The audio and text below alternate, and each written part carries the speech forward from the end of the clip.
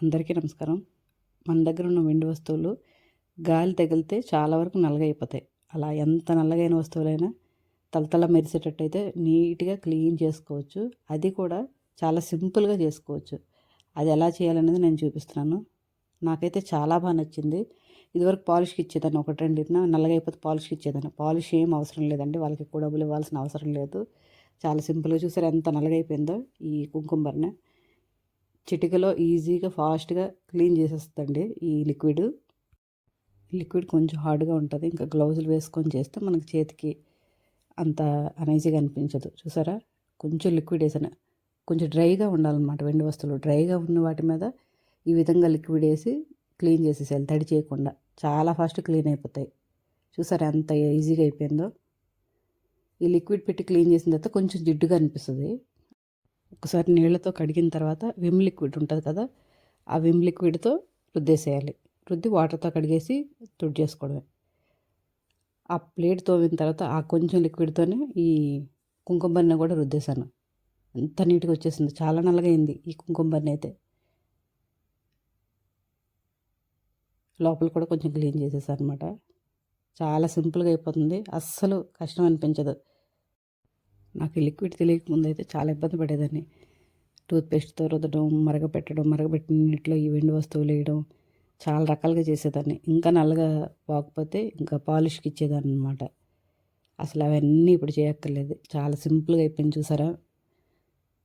ఈ లిక్విడ్ వేసి తోమిన తర్వాత కొంచెం జిడ్డుగా అనిపిస్తాయి. ఒకసారి కడిగిన తర్వాత విమ్ లిక్విడ్‌తో రుద్దేసేయాలి. రుద్దేసి నీట్‌గా కడిగేసి తుడిచేసేయాలి అంతే.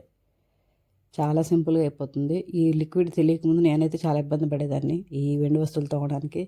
తెలిసిన నుంచి ఇంకా నాకు దేవుడి గుడిలో కూడా చిన్న చిన్నవి చేతిలో పట్టేంత చిన్నవి ఉంటాయి విగ్రహాలు. అవి కూడా అప్పుడప్పుడు నల్లగైన వెంటనే ఈ విధంగా తోమి పెట్టేసుకుంటాను. సోమవారం అయితే శివయ్యకి, గణేశయ్యకి కొంచెం పసుపు నీళ్ళతో అభిషేకం చేసుకుంటాను అనమాట. అలా చేసుకున్నప్పటి నుంచి చాలా హాయిగా అనిపిస్తుంది. మామూలుగా అయితే నల్లగైపోతే విగ్రహాలు చూడటానికి మనకు నచ్చదు. వెండి వస్తువులు కూడా ఇలా తెల్లగా ఉంటే ఎంత కళగా ఉంటాయో. కానీ ఎంత ఈజీ అని అయితే నాకు కొన్ని రోజుల క్రితం అయితే తెలిసేది కాదు, ఈ లిక్విడ్ పరిచయం అవ్వకముందు. ఇప్పుడైతే చాలా హాయిగా ఉంది. చాలా సింపుల్గా కూడా అయిపోతుంది. ఇత్తడి వస్తువులైనా, కంచు వస్తువులైనా, రాగైనా మనం తోమిన వెంటనే తుడిస్తే మాత్రం చాలా నీట్గా కనిపిస్తాయి. చాలా రోజులు కూడా నల్లగా అవ్వకుండా ఉంటాయి. ఆ విధంగా తుడిచిపెట్టేసాను అనమాట.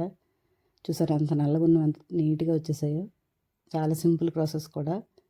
నేను ఇంట్లో పని చేసుకునేటప్పుడు సింపుల్గా, నీట్గా, ఫాస్ట్గా ఎలా అవుతుంది అన్నట్టు ప్రతి పనిలో ఆలోచిస్తాను అనమాట.